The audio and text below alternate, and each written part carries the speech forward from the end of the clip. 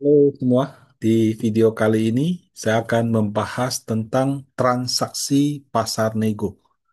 Nah, transaksi pasar nego ini menggunakan studi kasus DSSA dan Aman di tanggal 19 September. Sebetulnya ada satu lagi BRMS, tapi kebetulan nilainya kecil. Nah, jadi di tanggal 19 September 2025, IHSG itu mencatat nilai transaksi yang sangat signifikan. Nilainya 69 triliun. Biasanya 12 sampai 15, ini hampir 5 kali gitu. Tapi memang belakangan saya lihat transaksi bursa itu 20T, 20T sih. Berarti ini kan bagus untuk sekuritas. Nah, di tengah kondisi demikian, eh, lihat 69T dari mana di sini Bapak Ibu? Di turnover. Itu eh, ada transaksi jumbo. Nah, cara lihatnya bagaimana? Saham apa gitu? Nah, sedang transaksi negosiasi itu transaksi apa sih? Jadi ini pertama saya kasih contoh aman ya. Aman di tanggal 19 September harganya 7675 turun 4,95%. Nah, turnovernya 2,94 T itu transaksi di pasar reguler. Kalau Bapak Ibu punya RTI yang berlangganan ataupun free, saya nggak tahu ya. Kadang-kadang orang bilang sudah harus bayar, tapi ternyata masih ada yang free sih. Kamu scroll ke bawah, di bagian paling bawah nih ada NG plus TN. Ya. NG plus TN ini, NG artinya negosiasi, TN itu artinya tunai.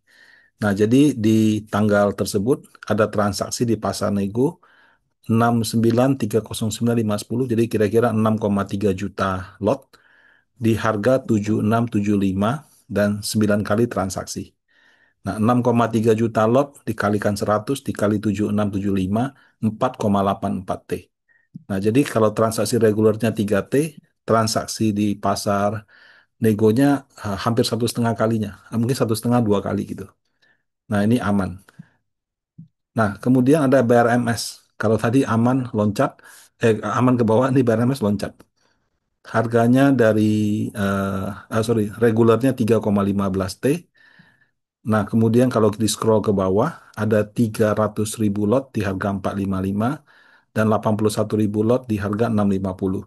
Nah, kalau ini sih kecil ya, cuma sekitar 20 M aja. Makanya saya skip, cuma kebetulan harganya loncat aja gitu. Nah, ini yang raksasa nih. DSSA penutupan di 11.410, kemudian turnovernya 4,2 T, ya ini juga angka yang besar sekali. Kalau kita lihat di paling bawahnya, ini ada pada saat pertama kali ini saya sampai lihat 3 4 kali. Apa saya salah lihat gitu ya? Jadi 2989743, 2,9 juta lot. Harganya itu kan 108.000. Nah, saya kalikan itu angkanya 32 triliun gitu. Dan itu satu transaksi. Jadi ada satu pihak punya sekitar hampir 3 juta lot DSSA, dia jual di harga 108.000.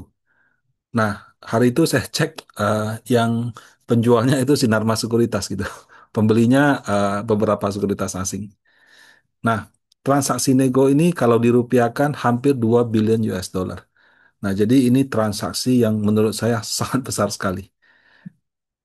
Nah, sekarang pertanyaannya adalah dari setengah, dari 66T transaksi bursa di hari itu, setengahnya itu dari pasar nego. Nah, bedanya Bapak Ibu ya.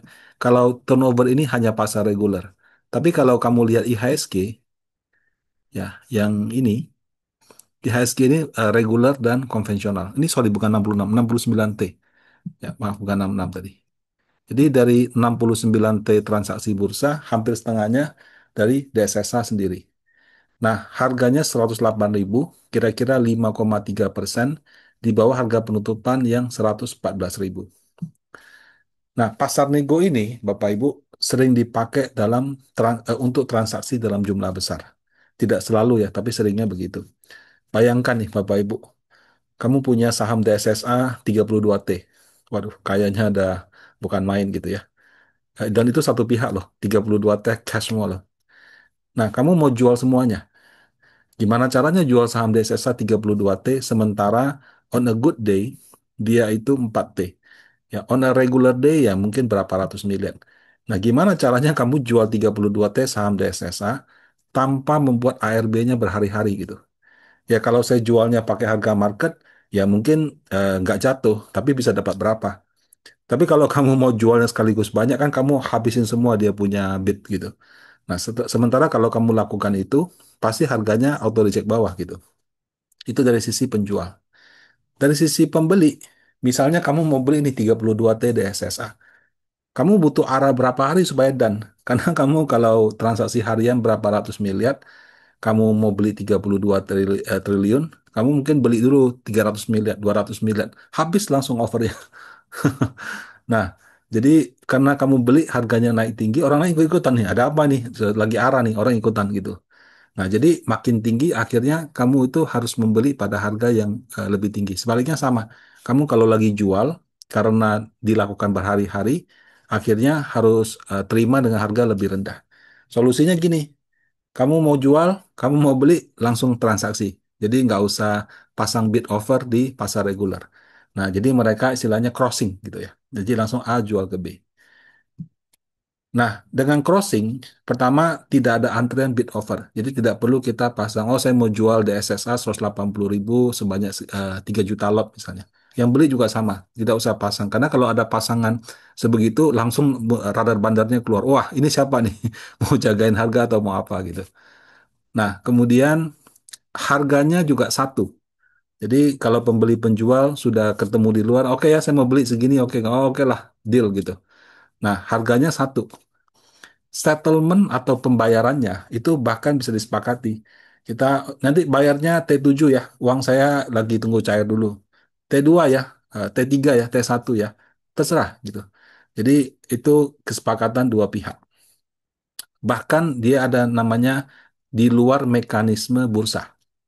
Dan di luar mekanisme bursa itu artinya barangnya pindah dari dari penjual ke pembeli, tapi uangnya itu penjual bayar ke pembeli di luar mekanisme bursa. Itu dimungkinkan, tapi harus kesepakatan dua pihak. Biasanya ada catatannya. Pembeli dan penjual menyepakati mekanisme pembayaran di luar bursa. Nah, di luar bursa itu bisa aja si pembeli bayarnya cicil, bayarnya mungkin pakai aset, atau nggak bayar sama sekali, bursa don't care gitu. Nah, jadi bisa seperti itu mekanisme pembayarannya. Nah, karena kekhususan itu, yang terjadi di NG plus TN, negosiasi plus tunai, itu tidak masuk dalam open high low close di IDX. Jadi, misalnya harganya 100.000, dealnya di harga 80.000, itu nggak bikin auto reject bawah. Sama juga dealnya di 120.000, itu juga tidak bikin auto reject atas. Jadi benar-benar di luar mekanisme bursa dan tidak masuk dalam open high low close. Nah, ini biasanya dipakai untuk kalau di MI sebutnya block sell ya. Block sell itu mau transaksi dalam jumlah besar, entah beli entah jual. Pindah nama misalnya. Pindah nama itu contoh eh, ini tadinya dia punyanya pakai 4 nama perusahaan. Udahlah jadiin satu aja gitu. Jadi semuanya dipindahin ke satu induk. Itu kan pindah nama. Eh, Bisa juga transaksi akuisisi. Ya, akuisisi itu misalnya si A mau akuisisi si B. Ya, nah daripada dia beli di market eh, sudah kedengaran harganya naik terus, ya udah dia langsung ke ownernya saya beli ya 80% saham kamu. Kalau OJK semua setuju nanti itu ganti owner. Kalau orang sebutnya backdoor listing seperti itu. Bisa juga yang besar dia beli yang kecil, jadi di merger. Nah, bisa juga ini bagian daripada hibah. Ya, contoh misalnya orang tua mau hibahkan saham ke anak. Kan pernah kejadian di saham Bank BCA, Pak Yaya, sama yang di saham Bayan pemiliknya, gitu. Dia kasih ke anak perempuannya. Nah, mekanisme pemberiannya itu kan sahamnya atas nama A pindah ke nama B. Nah, ketika dia berubah nama, itu mekanismenya jual beli. Tapi karena hibah, si anaknya itu nggak bayar ke bapaknya. Lagian bayarnya pakai uang apa? Kalau yang BCA kan puluhan miliar. Kalau yang Bayan itu puluhan triliun. Ratusan triliun kalau nggak salah. Nah, jadi eh, itu mekanisme hibah itu juga dimungkinkan. Nah, tapi kadang-kadang ada juga loh transaksi nilainya kecil tercatat di NG sama TN.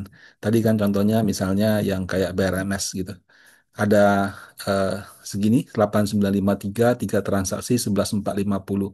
Kenapa nggak beli aja di market kan dapat juga 11.450. Nah, kalau yang ini biasanya itu eh, kalau yang kerja di institusi terutama kayak reksadana itu bagian dari service broker gitu. Jadi kalau sebagai reksadana, kami memilih broker gitu ya.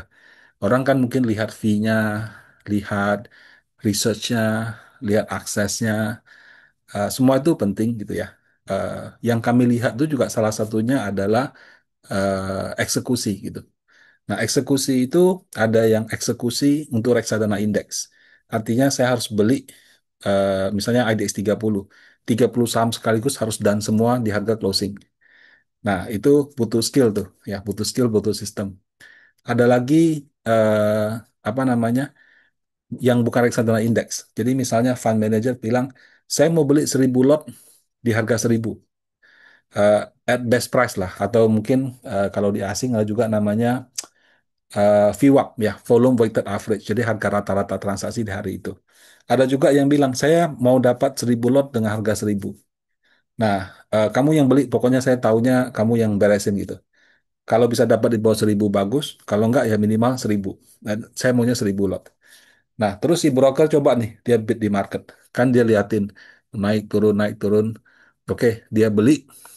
Misalnya sudah jam 3.30, 3.40, eh, itu baru dapat 950 lot, kurang 50 lot. Harga marketnya 1.010. Di bid-bid kayaknya nggak dapat nih. Waduh, ini kalau saya tetap pasang di 1.000, kayaknya sampai sore juga nggak bisa dapatin 1.000 lot. Nah, kalau kita suruh beli 1.000 lot, dia cuma bisa dapat 950 lot, berarti eksekusinya kurang jago. Gitu. Ya, apalagi di hari itu harganya dalam range tersebut. Nah, jadi untuk memastikan bahwa si pembelinya dapat 1.000 lot di harga 1.000, si brokernya kemudian entah dia atau afiliasinya dia bilang, ini ada si fund manager mau beli 1.000 di harga 1.000 lot. Saya masih kurang 50 lot nih. Harga market 1.010, kalau beli di market nggak bisa. Bisa nggak kamu nego aja? Jadi kamu jual 50 lot di harga 1.000 ke saya.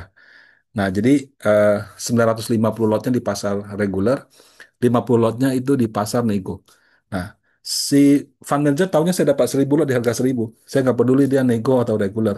Tapi buat si apa broker, dia deliver promise-nya. Ya, bisa beli, bisa juga jual gitu ya. Nah, jadi dengan adanya seperti itu, wah ini broker jago nih. Saya order berapa, dapat berapa gitu. Nah, si brokernya untung atau rugi? Nah, tergantung. Bisa aja dia sudah ambil posisi, kemudian memang itu dipakai untuk servis, jadi dia mungkin ambil untung rugi di situ, mungkin untung dikit, mungkin rugi dikit, nggak apa-apa, karena dia bagian dari servis gitu. Bisa juga dia mungkin pinjam ke afiliasinya, atau sama kontak sama mungkin induknya di luar negeri. Nah, servis seperti ini itu ada di sekuritas. Dan biasanya diberikan kepada nasabah-nasabah institusi yang butuh settlementnya pasti gitu. Nah, demikian tentang pasar nego. Semoga bermanfaat. Penyebutan saham di sini bukan rekomendasi untuk beli, jual, atau tahan. Demikian, semoga bermanfaat. Sehat selalu.